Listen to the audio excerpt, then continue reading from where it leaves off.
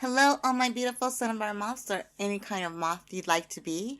Welcome to the Writer's Triangle, a podcast on all things publishing and books. And today we're going to be talking about just writing in general. And I want to talk a little bit about writing length and what you'll find if you search on the internet versus what we practice at Cinnabar Moth Publishing and Cinnabar Moth Literary Collections, because I find the gap in between those two things to be really interesting.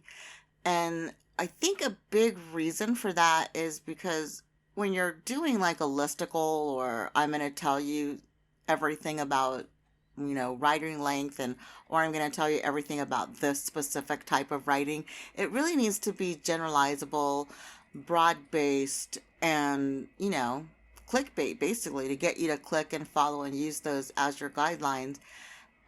And if I were a writer, I think that what I would do is I would focus on specific presses or specific zines, e-zines or magazines that I wanted to be published in, or specific websites that I wanted to be published on, because each of us have our own criteria and our own perspectives and our own numbers within the broader numbers of what the domain says, right? What the ethos is about publishing.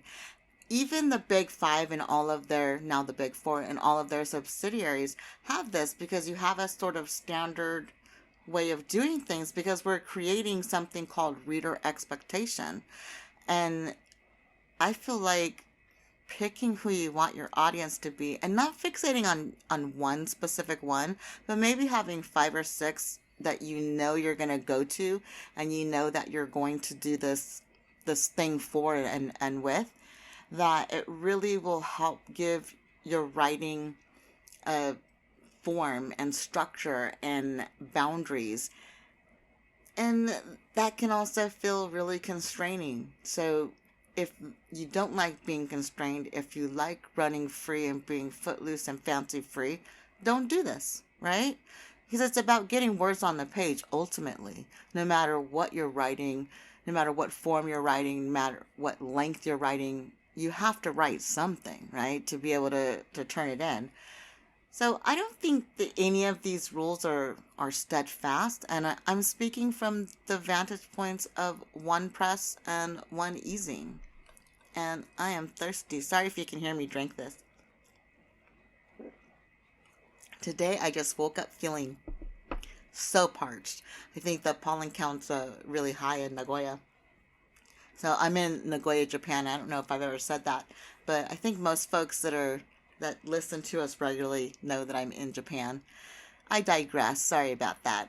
So getting back to length and forms of writing, what had me thinking about this was the flash fiction contest that I announced a couple weeks ago, and that we're running on Twitter for the Finish the Story. We announced our first winners, and the flash fiction stories were shorter than what if you Google it online, you'll find that most flash fiction guidelines will say somewhere around 50 words to 1,000 words is considered flash fiction. And we have stories that are, I think the shortest one was like 25 words or something that we received and accept. And so I don't have a steadfast idea of what the minimum word count for a flash fiction piece is, but for me the maximum word count is about 1,000. So I look at the upper range, and for Cinnabar Moth Literary Collections and our flash fiction contest, it would definitely be 1,000 words or less, and that would qualify, because you can enter the flash fiction by hitting us up at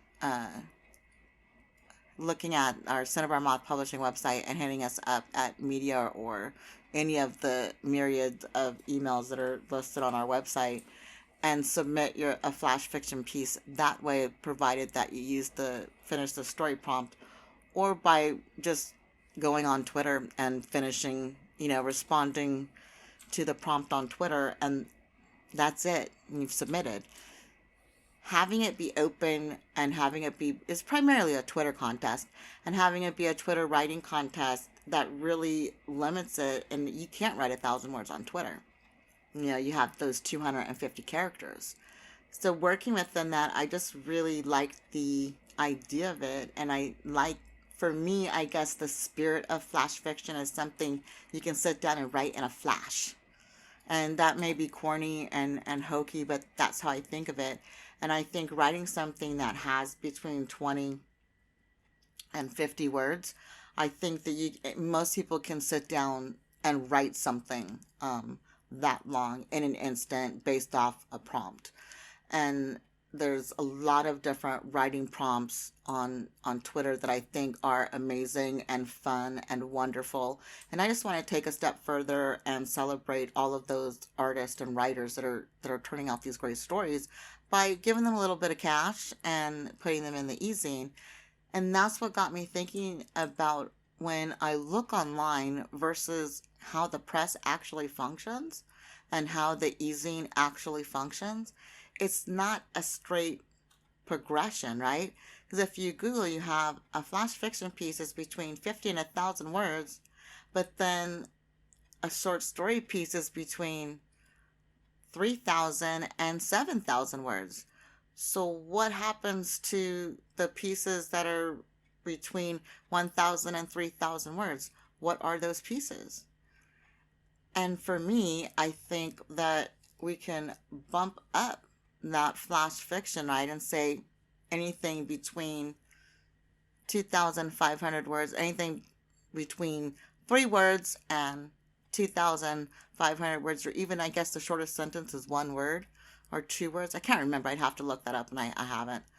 So, and this is why I don't edit. But if we say that the shortest sentence is a single word, then I would say to have everything roll into each other seamlessly and make sense, I would say that anything from a single word to 2,500 words, give or take a few words, is flash fiction. And anything from 2,500 to 7,000 words is a short story. For us, our specific short stories are between 3,000 and 3,500 words is what I like. I just bought a story the other day, I think just yesterday, that is 2,500 words. And it was just a really great story. And I was about to put out an open call for it, for the story that I needed, because I was looking at the e-zine and getting everything ready to round up the year for the e-zine.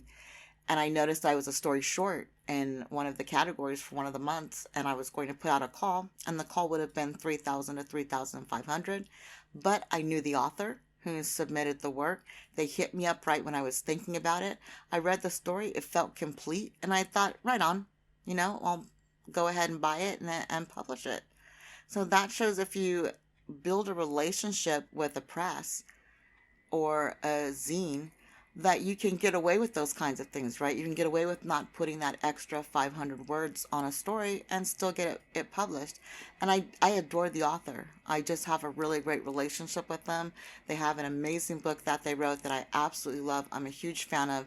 And they submitted it to us, but the word count was high for what we publish.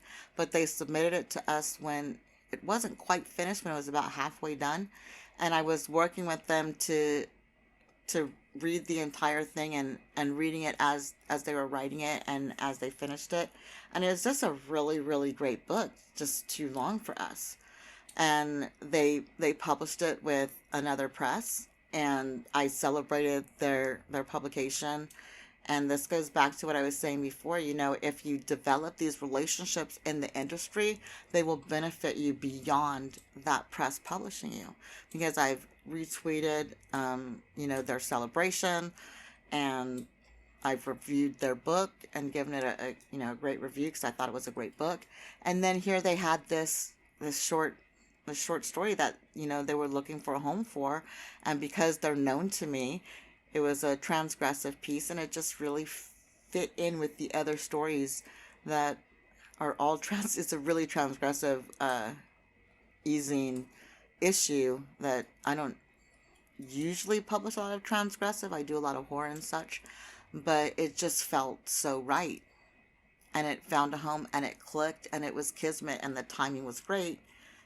So even in these hard, fast things, right, of saying 2 words to 2,500 words is flash fiction, you can see that there's that little bit of wiggle room. I think at 2,000 I would ask for more words. I don't think I would want to publish something that's 2,000 in the e-zine, but we do publish flash fiction now. And that's something that was just born out of all of these really great stories that I was reading online, and I evolved, and it was based on my relationship with authors that caused me to move a little as a press.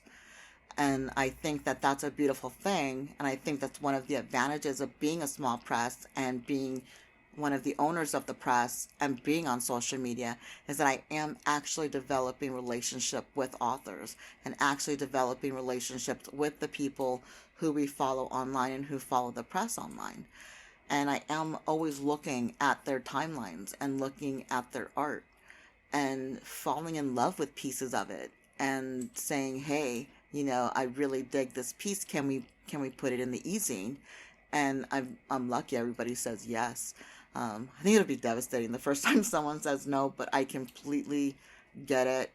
We're not the perfect fit for everyone. And just like authors, the press, is on that query grind where we reach out to people and ask them for things. And sometimes they say yes, sometimes they say no, kind of thing. So that's my take on flash fiction. And you see that it's actually a lot more fluid than saying these words are absolute, because that's the truth of it.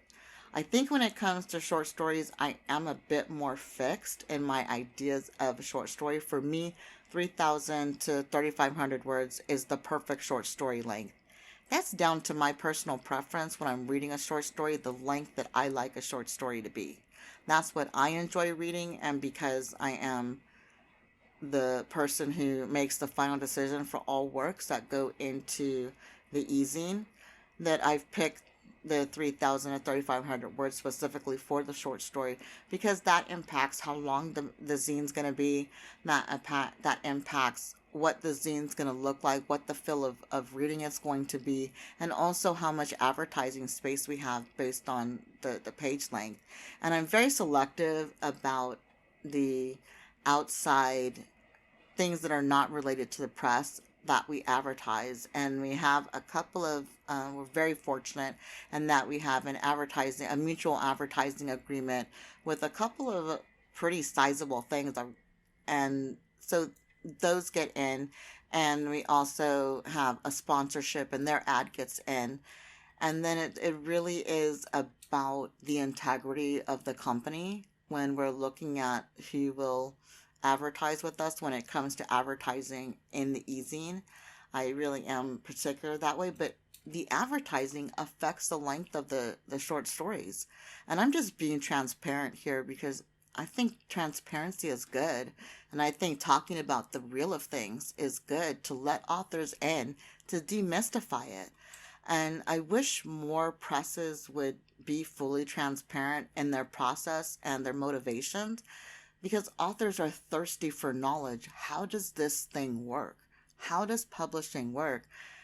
And I don't think that they should be left in the dark alone to figure it out. It's so frustrating to query and have pieces rejected without ever knowing why.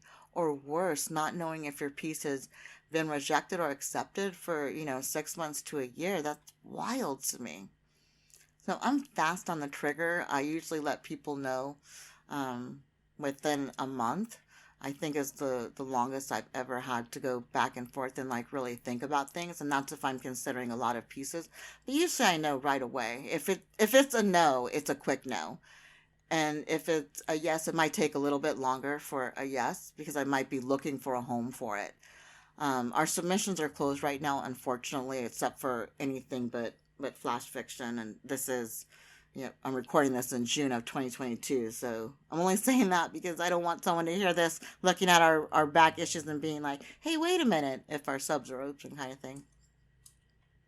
So the short stories are really complex, and the length is really, the length of my preference for short stories started with how long do I want the e-zine to be. And the e-zine is free. So if you haven't checked it out, please go to cinnabarmothlarrycollections.com and check out the e-zine. It's free and it's entertaining. And if you don't like it, you can stop reading it. But if you do like it, read the whole thing. I love it, and it's doing really well. I'm really proud about that. We get between 20 and 25,000 readers a month, which is awesome for an e-zine that's not even 6 months old. And it's really humbling.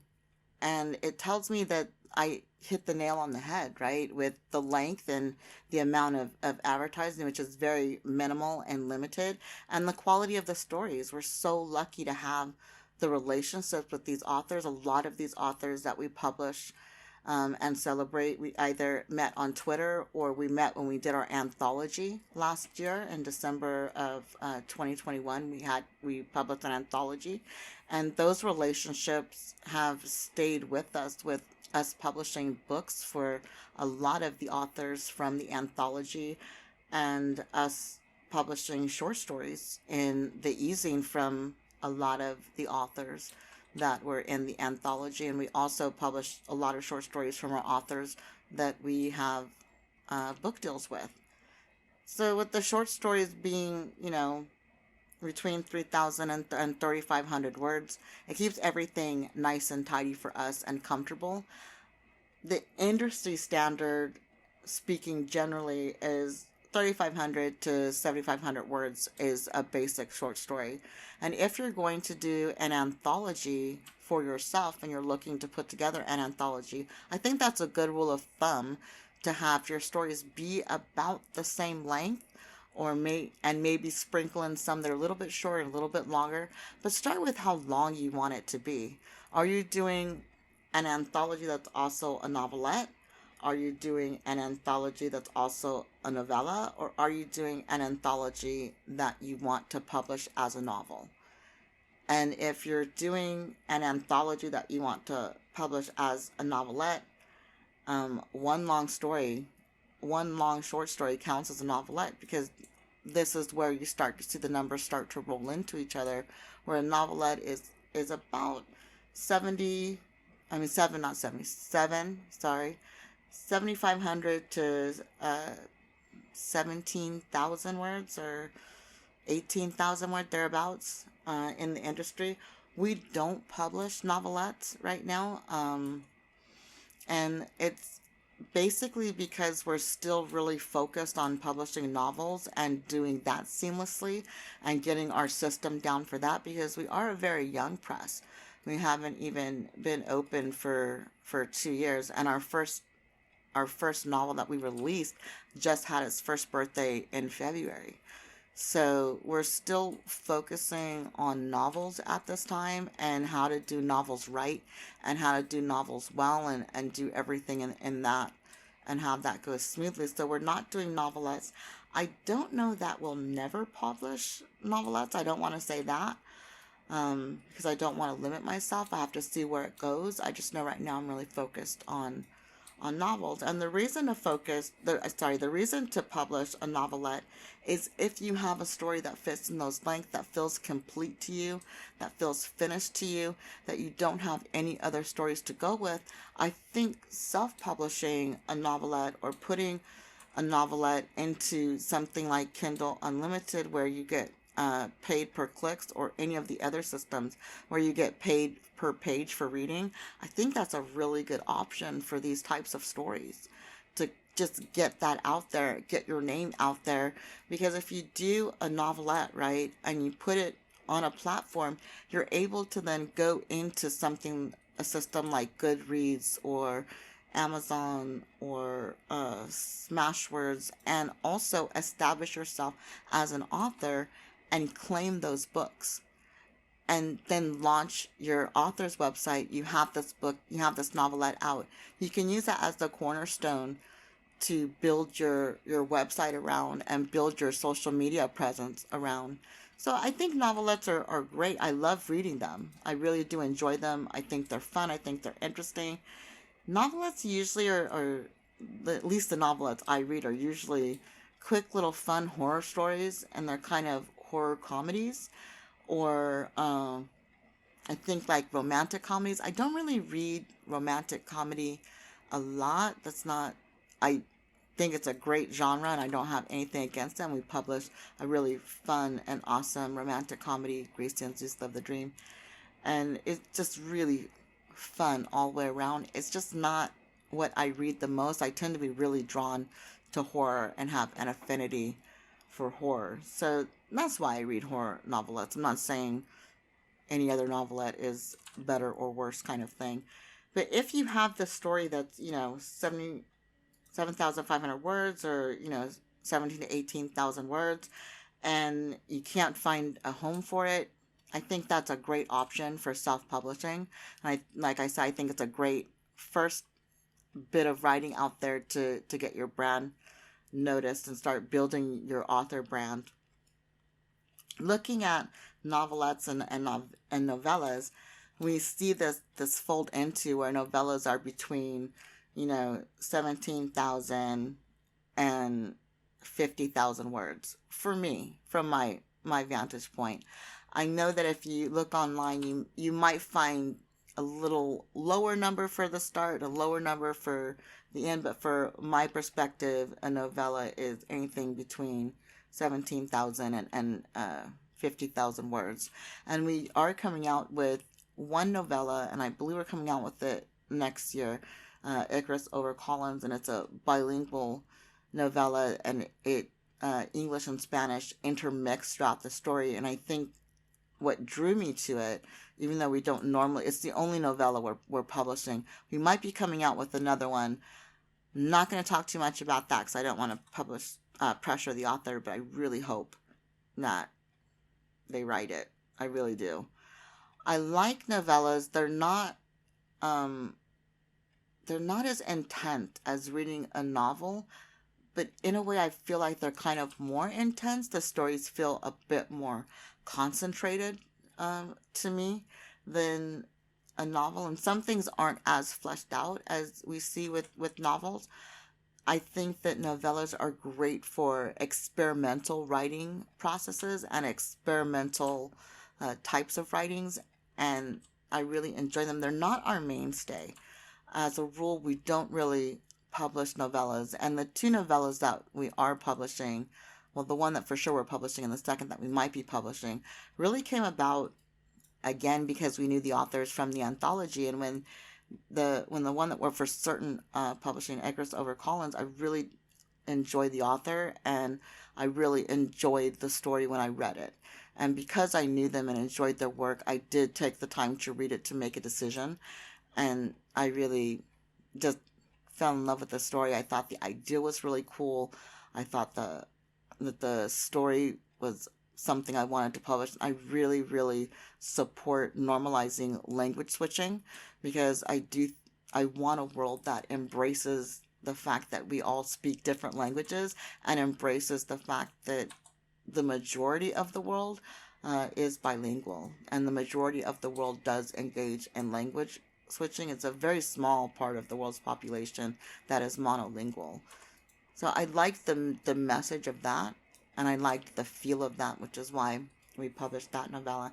And the second novella that we may or may not publish based on whether or not the author writes it is because we have a series with them.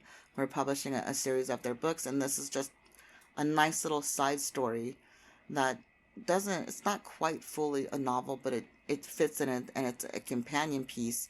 And the concept of it, when they thought about it and they pitched me what the concept would be for it, just really drew me in. So our novellas are based on our relationships with our authors, and they are around 40 to 50 or 60,000 words in length. So that's my take on novellas. And I also think that novellas are awesome for self-publishing and perfectly made for that in the same way that novelettes are. And again, it allows you to establish yourself as an author, gain a following as an author, get your work reviewed, get your work out there, and have people know about it. The final thing I'm going to talk about is novel length. And novels, pick right off from where the novellas are between, in the grand scheme of things, that they're between around want to say around 35 to 40,000 is the lower end for like middle grade, and goes, you know, onwards and upwards to I feel ridiculous word counts. So our novels are between 70 and 80,000 words. I think we have one that might be a little bit longer than that.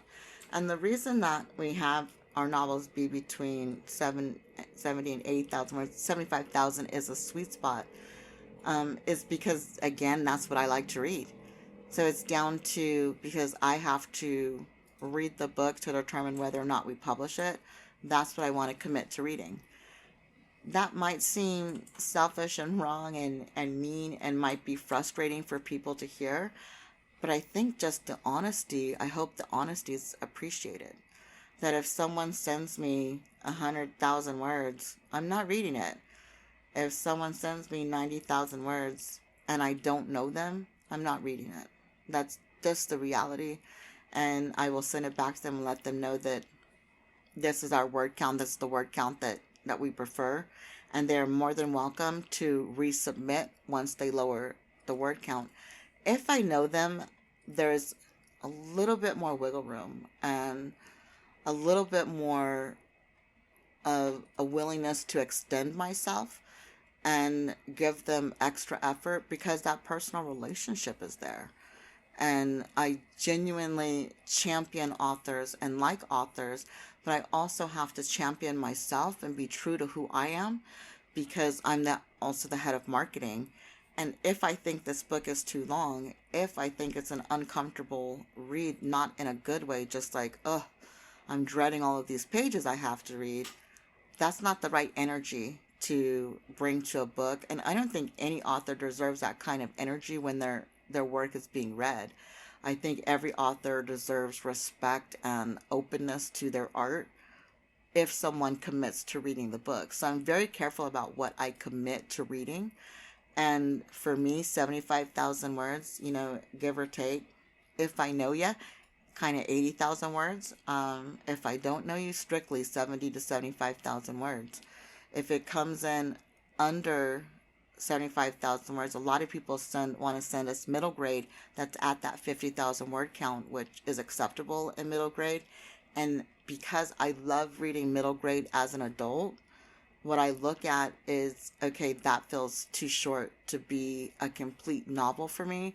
And then we're looking at really younger middle grade in that space between picture book, first chapter book. We're looking at this book at, I feel like at 50,000 words is where you're getting into the longer chapter book. It's sort of that book after a really popular series that everyone might know is The Magic Treehouse.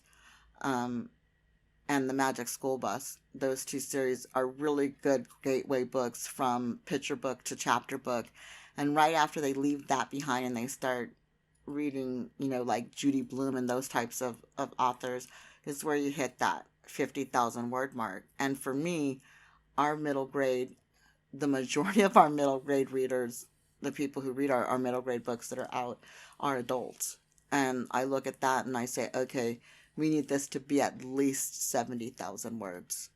And if I know you and I feel really close to you, or you send me a story that I just absolutely love and feel needs to be out there, we can go as low as 65,000, but that makes me a little bit uncomfortable, and I would really prefer 70,000. I hope that in talking about all of this, that no one's feeling despondent or let down or shut out. This is just informational, right? It's just to let you know our press's perspective and let you know, one person who's reading books, what my thought process is when I'm looking at word count. And I hope that this kind of gives you a toe into, I don't know, encourages you to sort of dip your toe into writing and sitting down and being intentional with your writing and saying, okay, this is what I'm going to do, or not being. What's comfortable for you? And like I said, this isn't the end all be all. This is one person's opinion, and this is one press's opinion. So I guess it's a group of people, but I set the opinion. And everything is that personal. Every agent thinks along similar lines, but has their own word counts attached to everything I've said. And that's why I advise and emphasize the personal relationships, because then you get to ask these types of questions and you get to find out what that person wants. And if you don't have the personal relationship, you can just look at what they're associated with, right? If it's an agent, what do the other authors write that they represent? And if it's a press, what are they publishing? Look at their books and see what they're doing, and then ask yourself if you're a good fit. And if so, chase it down, pursue it. I just love authors. I know I say it every time I'm on the mic, but it's true. And I really am rooting for every author to get their art out there. I think there are enough eyes and enough readers for everyone. So that's my whole long spiel and ramble about word count. I hope it was at least entertaining and a bit informational. And I thank everybody for listening this week. And yeah, that's it. So thank you to all of our beautiful cinnabar moths for turning in, or any kind of moth you'd like to be, or you can be a butterfly. But I'm not Mariah Carey. I'm not trying to bite her rhyme. Bye. Bye. Bye.